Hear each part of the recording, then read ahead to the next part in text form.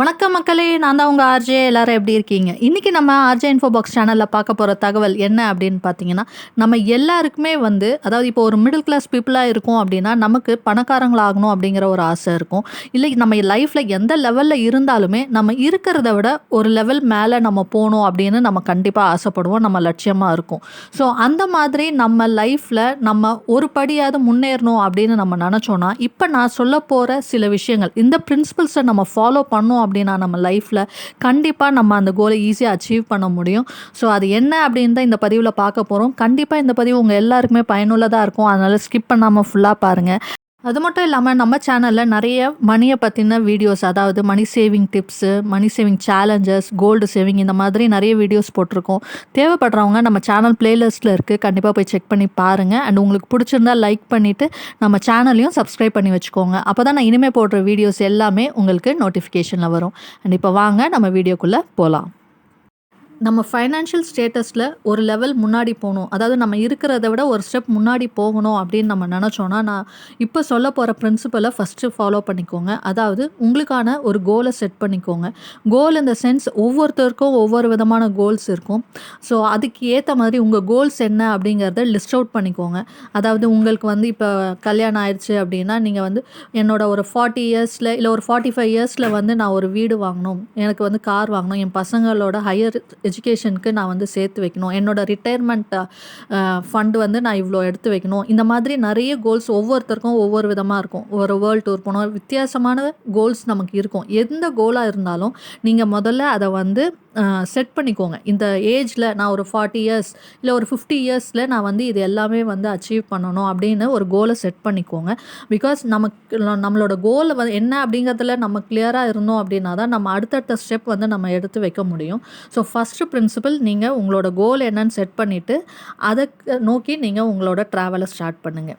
அடுத்து ரெண்டாவது விஷயம் என்ன அப்படின்னு பார்த்தீங்கன்னா, நம்ம கோல் ஃபிக்ஸ் பண்ணிடுறோம். ஸோ நம்ம ஒரு ஏர்னிங்ஸ் இன்கம் அப்படிங்கிற ஒரு விஷயத்தை நம்ம ஸ்டார்ட் பண்ணணும். நம்ம சம்பாதிக்க ஆரம்பிக்கிறோம். நம்ம நம்ம ஏர்ன் பண்ணுறதுலேருந்து நம்ம இந்த கோல்ஸ் எல்லாம் அச்சீவ் பண்ணோன்னா கண்டிப்பாக அதுலேருந்து நம்ம சேவ் பண்ணணும். ஸோ ஏர்னிங்ஸ் இருக்கணும், அடுத்தது சேவிங்ஸ் இருக்கணும், அதுக்கு அடுத்தது இன்வெஸ்ட்மெண்ட் அப்படின்னு இருக்கணும்.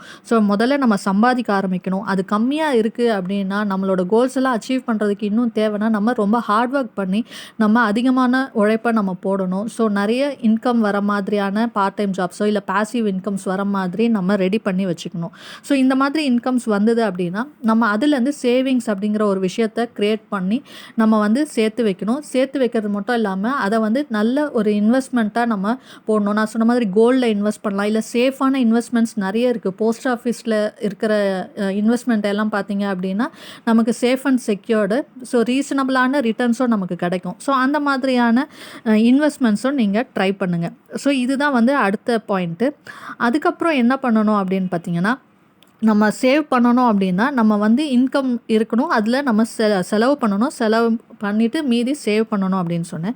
செலவுகளை பண்ணும்பொழுது நம்ம 1க்கு 2 வாட்டி யோசிக்கணும். அதாவது நம்ம என்னென்ன செலவு பண்ணுறோம் அப்படின்னு நினைக்கணும். என்னென்ன செலவு அப்படின்றப்ப நம்ம தேவையானதுக்கு செலவு பண்ணுறோமா இல்லை தேவையில்லாமல் செலவு பண்ணுறோமா அப்படிங்கிறத முதல்ல நம்ம பார்க்கணும். பிகாஸ் நம்ம 50,000 ஒருத்தவங்க சம்பளம் வாங்குறாங்க அப்படின்னா அவங்க 10,000 சேவ் பண்ணுறாங்க. 1,00,000 சம்பளம் வாங்குறவங்க அதே 10,000 சேவ் பண்ணுறாங்க அப்படின்னா அவங்களோட எக்ஸ்பென்ஸ் அங்கே ஜாஸ்தி ஆகுது. ஸோ என்னென்ன இடத்துல நம்ம தேவையில்லாமல் செலவு பண்ணுறோம் அப்படிங்கிறத நம்ம கண்டுபிடிக்கணும். ஸோ அதை முதல்ல தெரிஞ்சுக்கிட்டு அந்த செலவுகளை நம்ம குறைக்கணும். அதுக்கு தான் நம்ம வாண்ட் அண்ட் நீட் அப்படிங்கிறத பற்றி தெளிவாக தெரிஞ்சுக்கணும் அப்படின்னு நான் சொல்லியிருக்கேன். வாண்ட்டுக்கும் நீடுக்கும் உள்ள வித்தியாசம் நமக்கு தெரியணும். நீடுங்கிறது நமக்கு அத்தியாவசியமான பொருட்கள், நமக்கு அன்றாட செலவுகளுக்கு அந்த தேவைகளை பூர்த்தி செய்கிற ஒரு விஷயமா இருக்கும். ஸோ அது எல்லாமே நம்ம வாங்கி ஆகணும். இதே வாண்ட் அப்படிங்கிறது நம்ம தேவையில்லாமல் வாங்குறது. நான் எதுவுமே தேவையில்லாமல் வாங்குறேன் அப்படின்னு நிறைய பேர் சொல்லலாம். பட் நீங்கள் எல்லாருமே ஒரு நிமிஷம் உங்கள் வீட்டில் உங்களோட ரூமில் இருக்கிற வார்ட்ரோப் எடுத்து பாருங்கள். இல்லை ஒரு பீரோ இருக்குன்னா, உங்களோட துணி வச்சுருக்கீங்கன்னா அதை ஒரு நிமிஷம் திறந்து பாருங்கள். அதில் எத்தனை ட்ரெஸ் நீங்கள் போடுறது, எத்தனை ட்ரெஸ் போடாமல் இருக்கீங்க, அதெல்லாம் எவ்வளோ விலை கொடுத்து வாங்கினீங்க அப்படிங்கிறத நின்று ஒரு 2 நிமிஷம் யோசிச்சிங்கன்னா நீங்கள் எவ்வளோ தேவையில்லாமல் செலவு பண்ணுறீங்க அப்படிங்கிறது தெரியும். பிகாஸ் ஷாப்பிங் அப்படிங்கிறது ட்ரெஸ்ஸு மட்டும் இல்லைங்க. நீங்கள் அப்படியே உங்கள் வீட்டில் இருக்கிற கிச்சனுக்கு போங்க. உங்கள் கிச்சனில் இருக்கிற யூட்டன்சில்ஸ் பாருங்கள். எத்தனை பேர் வீட்டில் பார்த்தீங்கன்னா 2 பேர் 3 பேர் தான் இருப்பாங்க. அவங்க வீட்டில் ஒரு கடாய் எடுத்திங்கன்னா 5 கடாய் இருக்கும், 4 குக்கர் இருக்கும். ஸோ இது எல்லாமே கூட நம்ம தேவையில்லாத எக்ஸ்பென்சஸ் தான். நம்ம நிறைய பொருள் நம்ம தேவைக்கு அதிகமான பொருட்கள் யூஸே பண்ணாமல் கூட இருப்போம். ஆனால் அது எல்லாமே வாங்கி வச்சுப்போம். ஒரு ஷூ ஸ்டாண்டில் போனீங்க அப்படின்னா, நீங்கள் போடுற செப்பல் 1, 2 இருக்கும். அங்கே பார்த்தீங்கன்னா 5, 6 செப்பல் இருக்கும், 2 ஷூஸ் இருக்கும். இது எல்லாமே கூட நம்ம வந்து தேவையில்லாமல் ஸ்பெண்ட் பண்ணியிருப்போம். ஸோ நம்ம கண்ணுக்கே தெரியாமல் இதெல்லாம் அப்பப்போ வாங்கியிருப்போம். நம்ம இது எல்லாமே ஒரு வாட்டி நீங்கள் போய் எல்லாத்தையும் செக் பண்ணிங்கன்னா, எவ்வளோ தேவையில்லாமல் செலவு பண்ணுறீங்க அப்படிங்கிறது உங்களுக்கே புரியும். ஸோ அது மூலியமா உங்களோட செலவுகளை நீங்கள் குறைச்சிங்க அப்படின்னா, உங்களோட சேமிப்பு அதிகமாகும். ஸோ உங்கள் கோல்ஸ் அச்சீவ் பண்ணுறதுக்கு அது ரொம்ப யூஸ்ஃபுல்லாக இருக்கும். அடுத்த விஷயம் என்ன அப்படின்னு பார்த்தீங்கன்னா, நீங்கள் வந்து பணக்காரங்களா நிஜமாவே பணக்காரங்களா ஆகணுமா? இல்லை பணக்காரங்க மாதிரி காமிச்சிக்கணுமா? அப்படிங்கிறத நீங்கள் தான் முடிவு பண்ணணும். பிகாஸ் நிஜமாக பணக்காரங்க ஆகணும் அப்படின்னா, நான் சொன்ன மாதிரி இந்த தேவையில்லாத செலவுகள்லாம் குறைச்சிட்டு, நம்ம வந்து சேவிங்ஸ் அப்படிங்கிற ஒரு விஷயத்தில் கான்சென்ட்ரேட் பண்ணணும். இதே நான் சும்மா காமிச்சிக்கிறேன்றவங்க, பணக்கார மாதிரி காமிச்சிக்கணுங்கிறவங்க என்ன பண்ணுவாங்கன்னா, காஸ்ட்லியாக ட்ரெஸ் வாங்குறது, ட்ரெஸ்ஸுன்னு மட்டும் இல்லைங்க. ஒரு வீடு வாங்கியிருப்பாங்க, கார் வாங்கியிருப்பாங்க. வீட்ல தேவையான எல்லா ஹோம் அப்ளையன்ஸஸ் எல்லாமே இருக்கும். ஆனா எல்லாமே பார்த்தீங்கன்னா, இஎம்ஐல வாங்கியிருப்பாங்க, பர்சனல் லோன் போட்டிருப்பாங்க.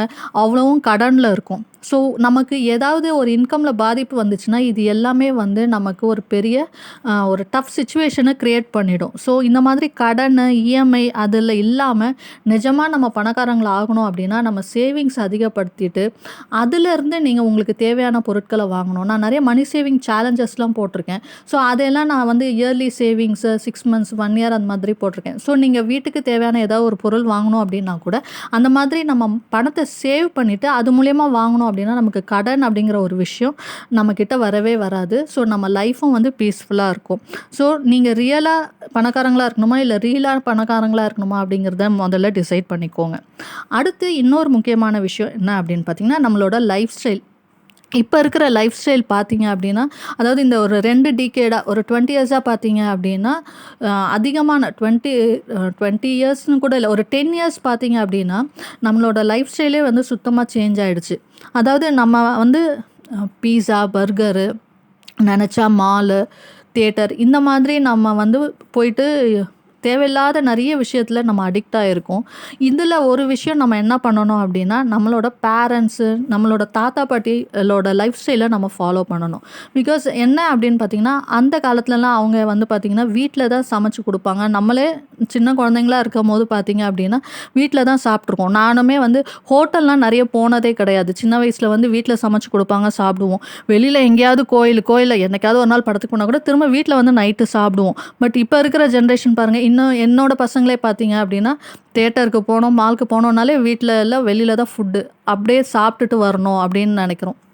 ஸோ இந்த மாதிரி மாற்றங்கள் ஏற்படுறதுனால நம்ம வந்து அது ஹெல்த் இஷ்யூஸும் வருது. அட் த சேம் டைம் நமக்கு பணமும் நிறைய செலவு பண்ணுறோம்.